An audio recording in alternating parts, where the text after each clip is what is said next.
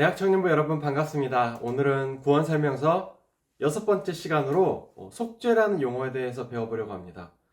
속죄라는 단어는 우리에게 그리 낯선 용어는 아닌 것 같은데요. 우리의 죄를 예수 그리스도께서 해결하시고 구원하셨다는 이야기는 우리의 신앙생활에서 빠질 수 없는 부분이죠. 그런데 우리의 삶과 태도가 과연 속죄함을 얻은 자들의 모습인지는 다시 고민해봐야 할 것 같습니다. 사실 우리는 죄라는 것에 대해서 너무나 막연하고 추상적이고 동시에 단순하게까지도 생각해버리는 경우가 많은데요. 이 정도 죄라면 시간이 지나면 양해가 되겠지. 내가 살인이나 도둑질 같은 중범죄를 저지른 건 아니니까 하는 식으로 우리의 죄에 대해서 그 수준을 격화시키는 판단을 하기도 합니다. 그런데요, 우리가 우리의 죄를 가볍게 여긴다면요, 예수 그리스도의 속죄 사역과 십자가 고난도 가볍게 여겨지는 게 아닐까요? 아니, 이 정도 죄 때문에 예수님이 죽을 필요가 있었나 하는 의문으로 넘어가서 결국은 예수님이 내 죄 때문에 이 땅에 오셨다는 이야기는 허구라는 결론에 빠지는 사람들도 있더라고요. 우리 잠깐 히브리서 2장 17절 말씀을 읽어보겠습니다. 그러므로 그가 범사의 형제들과 같이 되심이 마땅하도다. 이는 하나님의 일에 자비하고 신실한 대제사장이 되어 백성의 죄를 속량하려 하심이라. 아멘. 자, 여기 이 말씀을 보면요, 예수님께서 백성인 우리의 죄를 속량하신다는 표현이 나옵니다. 네, 속죄랑 같은 말이기도 하고요. 그럼 그 속죄가 우리에게 어떤 의미가 있는 걸까요? 이 속죄가 어느 정도의 가치로 우리에게 주어진 걸까요? 우리는 예수님께서 우리에게 주신 구원이 단순히 우리를 죄인의 신분에서 하나님 자녀의 신분으로 옮기셨다는 인식에서요, 더 나아가서 우리가 영원히 거할 곳이 바뀌었다는 것을 다시 기억해야 합니다. 예수님의 속죄와 구원 사역은요, 정확히는 우리 죄의 결과인 하나님의 진노와 심판, 그 영원한 지옥으로부터 구원하신 거거든요. 하나님의 진노를 달래시는 분이 바로 하나님이신 예수님이셨던 겁니다. 속죄의 헬라어 원어를 보면요, 사실 로마 시대의 일상 용어는 아니었어요. 이 용어는 훨씬 더 이전에 유대 이스라엘의 희생제사 제도에서 시작된 단어거든요. 구약시대 이스라엘 백성들은 그들의 죄를 대신하는 희생제물의 피를 속죄소에 뿌렸습니다. 그리고 이러한 속죄는 예수님의 그 피 흘리심으로 완성되었고요. 예수님이 희생제물이 되신 이유는 죄인인 우리와 거룩하신 하나님 사이에서 그 화해와 중재를 위해서 그렇게 되신 건데요. 그만큼 원래 우리와 하나님 사이에는 죄로 가로막혀 있었습니다.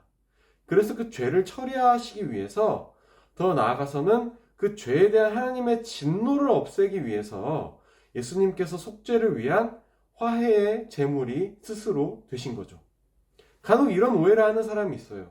하나님의 진노는 구약시대에나 있었지, 신약시대에는 하나님의 사랑을 더 강조하는 게 옳은 게 아닌가, 이런 오해 말이죠. 그런데요, 그게 그렇진 않습니다. 애초에 신약이라는, 그러니까 새 언약을 주신 예수님의 사역은요, 하나님의 진노를 너무나도 처참하고 비참하게 겪으신 충격적인 고통이었죠. 또 구약의 이야기를 해보면요, 구약의 하나님이 무서운 진노의 하나님이라는 것도 그 자체만 집중하는 것은 상당한 오해의 시선이거든요. 구약 성경 시대는 아주 긴 수천 년에 걸친 이야기고, 신약 시대를 대표하는 사도행전은 고작 35년 정도를 다룬 건데요. 사도행전 안에 보면 아나니아와 삽비라 그리고 헤롯에게 하나님께서 직결 심판을 내리시는 진노가 나오는데, 단순히 하나님이 신약 시대에 딱 두 번만 진노하셨다라고 볼 게 아니라 이 35년이라는 짧은 그 신약 시대에 서술된 그 기간과 수천 년이라는 구약 시대의 기간을 놓고 보면 구약 시대에 하나님의 진노하심이 더 많이 나오는 게 이상하게 여겨질 건 아니라는 거죠. 오히려 구약 시대에는요, 범죄한 아담과 하와에게는 입을 옷을 지어주시고, 또 목이 뻣뻣하고 하나님을 거부하는 이스라엘 백성들에게 끊임없이 사사들을 보내시는 하나님의 사랑과 인내와 은혜가 나타납니다. 반대로 신약 시대에는요, 예수님의 비유가 의외로 대부분 하나님의 심판으로 끝맺어졌고요. 지옥에 대해서도 예수님께서 많이 말씀하셨거든요. 심지어 신약성경 마지막인 요한계시록에서는 그 온순한 어린 양의 무시무시한 진노에 대해서 언급하기 때문에 신약시대에 하나님이 진노를 거두시고 사랑을 베푸시기만 한다는 오해는 해서는 안 되는 겁니다. 하나님은 거룩하셔서 죄에 대해서 진노하세요.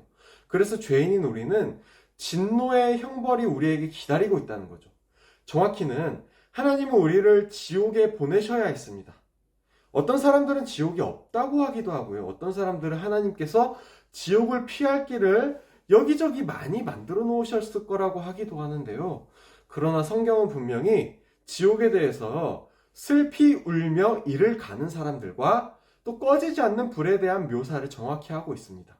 지옥은 죄인이 자신의 벌을 감당하는 곳이고 구원받지 못한 자들이 하나님의 진노의 무게 아래에서 영원이라는 시간을 보내는 곳이에요. 참으로 비참하고 참혹한 곳이죠. 그러나 그래서 예수님이 우리를 위해 우리의 죄가 되셨습니다. 그렇게 예수님이 하나님의 진노를 감당하셨고요. 그렇게 예수님이 육체와 감정의 지옥을 우리 대신 다 겪으셨습니다. 바로 우리를 지옥에 못 가게 보호하시려고요. 왜 그러셨을까요? 그건 우리가 우리 스스로 우리의 죄를 해결할 수 없다는 걸 하나님께서 아셨기 때문이에요. 그래서 하나님이신 예수님이 직접 해결하러 오신 겁니다. 하나님 아버지는 항상 진노하고 예수님은 화해시키시는 분이라는 구조도 조금 더 깊이 들어가서 이해해야 되는데요. 사실 예수님은 그분 자신이 오직 하나님 뜻 외에는 어떤 것도 행하지 않는다고 하셨거든요. 다시 말해서 우리를 구원하기 위한 예수님의 속죄 사역을 계획한 분은 다름 아닌 하나님 아버지의 사랑으로 우리를 품으시는 그 하나님이시라는 겁니다. 하나님만이 하나님의 진노를 돌이키게 하시는 거죠. 그리고 우리의 죄를 심각하게 우리가 인지할수록 우리의 죄에 대한 치료책인 예수님의 속죄 사역의 위대함에 우리는 더욱 감사하고 겸손하게 되는 겁니다. 여러분, 구원받는다는 것은요, 그냥 천국에 가게 되는 게 아닙니다. 예수님께서 우리를 위해서 희생제물이 되셨고 그분의 피로 우리의 죄가 속죄되어서 그 어린 양이시고 우리의 죄를 치료하신 대제사장이신 예수님께서 하나님의 보좌 앞에서 우리를 위해 영원히 중보하시는 그 영원한 화해가 바로 우리에게 주어진 구원이라는 의미인 겁니다. 제가 성경 말씀 한 구절 읽고 마치겠습니다. 그러면 이제 우리가 그의 피로 말미암아 의롭다 하심을 받았으니 더욱 그로 말미암아 진노하심에서 구원을 받을 것이니. 아멘. 네, 감사합니다.